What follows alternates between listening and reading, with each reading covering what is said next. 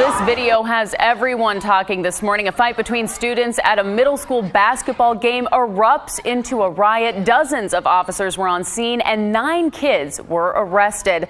This all happened last night at Geyser Middle School in Clark County. KGW's Mike Benner shows us how this all unfolded. I spoke to a deputy who says these kids had a mob mentality. 9 of them were arrested. Most of them were middle schoolers. This all happened at a basketball tournament. We managed to get our hands on some video. I want you to take a look right now. This all unfolded just before 6 o'clock last night. We're told the kid was causing problems at the game at Geyser Middle School. School officials came under attack as they tried removing this kid from the gym. Just look at the video. Absolutely unreal. The chaos spilled out of the gym and into the parking lot. By this point, a few Clark County deputies were on scene. They were surrounded by upwards of 60 kids, maybe 70. We're told those kids were cursing and yelling racial slurs and death threats, among other things. All of this directed at deputies who called for backup, and within minutes, Washington State Patrol and Vancouver Police were on scene. More than 30 officers total. We're told one deputy actually suffered minor injuries in all of this. A really sad deal from start to finish. We spoke to a woman who lives across the street and witnessed a portion of the brawl. Take a listen. They were out of control. They were screaming foul words and names, and they just started fighting with everybody all over again. The school counselors were there, the school police were there, all the Vancouver PD was there, and it was just out of control. It was crazy. How long have you been doing this? 25 years. 25 years. I mean, have you seen anything like this? I mean, no, never something like this so out of control. It was just like being in an episode of Twilight Zone. It was really crazy, really quickly. Again, 9 kids were arrested on various charges, including trespass, disorderly conduct, and assault. Back to you. Of course, we will be keeping track of this story for you all weekend. You can look for updates on KGW.com. Attorneys have wrapped up closing arguments in a hate crime murder trial. Russell Cordier is accused of running down and killing 19-year-old Larnell Bruce in Gresham in 2016. Both sides agree it started with a fight outside a Gresham 7-Eleven. Prosecutors say Bruce won the fight and Cordier couldn't let it go because he's a member of a white supremacist gang. They argue he got in his girlfriend's Jeep and charged at Bruce as his girlfriend urged him on. She pleaded guilty this week to manslaughter. Now, defense attorneys say Cordier was a member of the gang in prison, but there's no proof he's still an active member. They contend that what happened was an extreme emotional reaction that was outside his control. Covering Colorado first at 5, and the recovery effort is underway in the wake of our March blizzard. And while the storm is out of here, crews are still digging out abandoned cars during that intense storm. This was the scene near Castle Rock. Rescuers escorted stranded drivers stuck in this storm. The Arapahoe County Sheriff's Office shared this new video with us. This was along I-70. The blinding snow made it hard to walk, let alone to drive. And now tonight, I-70 is open again to the Kansas border, and the sections of I-25 that had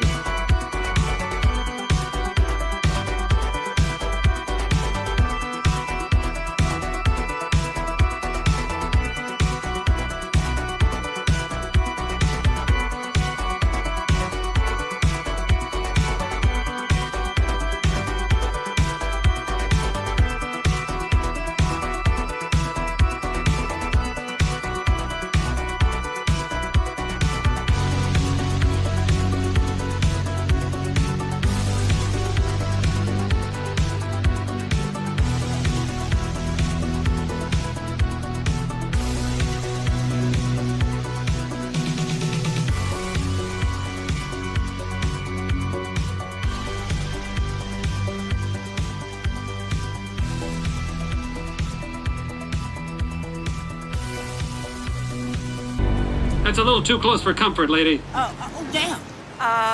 What, you never seen a talking gargoyle before? Welcome to Illuminati headquarters. I mean, Denver International Airport. This is awesome.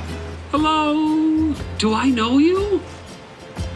Are you hungry? Oh, I'm starving. You got anything for me? Those flowers look delicious. Oh, my God. Get ready.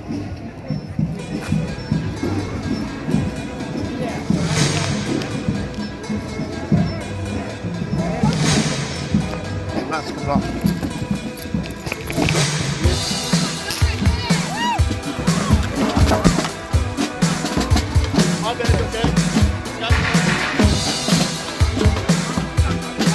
Who are you? Who are you? Stop. No masks. No masks. Who are you? No masks. No masks.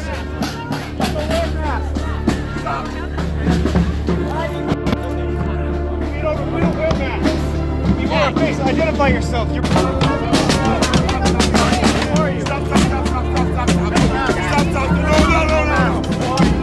No. No masks. Hey, you don't wear masks. Stop. Why do you think it's okay to tackle? We don't wear masks. Yeah. Identify yourself. You can put your mask back on now. We're at TV right here. You can stop. Hey, think it's okay to come to our town and tackle?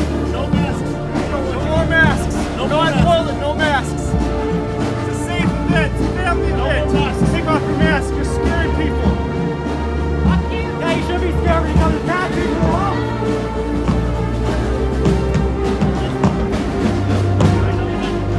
Knock it off. We're done today, all right? Nazis go home! Hey, you're lucky you jumped in, okay? You're lucky. Hey, you want to hang out with us? Take off your mask. Nazis go home! Hey! Take your hands off me! He's touching us. Hands off me! He's touching us. He's touching me. Hey, stay the fuck away from me. I'm going to knock you the fuck out. Okay? I'm going to knock you the fuck out. Don't touch him again. Enough is enough. Don't touch him again. Hey, guys. Work over this way. One side.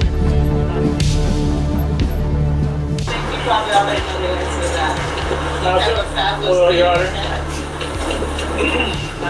Well, no, actually, we've got some more questions. No, I don't watch, so. Well, but you're still a public official, though, right? At my office, I'd be happy to have a conversation. Because you did tell me that you were running for office. I got an email from you. Do you acknowledge, you remember that email? About how you said you were running for office and you couldn't help me? What Lieutenant Bisner did to me? Would you like to have an appointment with my office? Because I'm not actually talking city business at the moment. Have a good day. Bye-bye. This is what we voted for, so I can schedule an appointment and you promise to meet with me? No, I don't promise to meet with you. You're someone in my office, babe. Okay, so then why would I not take this opportunity to ask you questions? You can ask what you want, but I'm not talking to you. See you. I'm going to go have lunch. And Mark Kruger, are you still comfortable with him? Now he's running the digital forensics? How does that help you?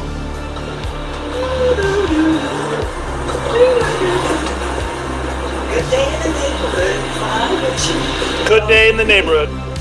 Can you talk to about the history of Oregon and how you've been able to position yourself like you have as a woman of color?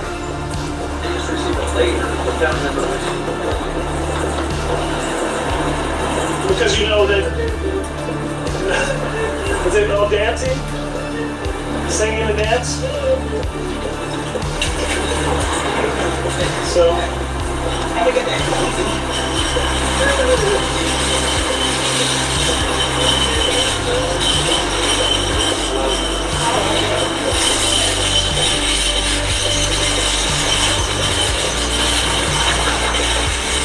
You're walking quite already. Regarding the JTTF, I'm interested in maybe what they were actually using the resources for besides, of course, me. Leave me alone. But you're a city official. No, you're a city official. Leave me alone. You're a city official. I'm on lunch. You're a city official. You're a city public official. We have email communications.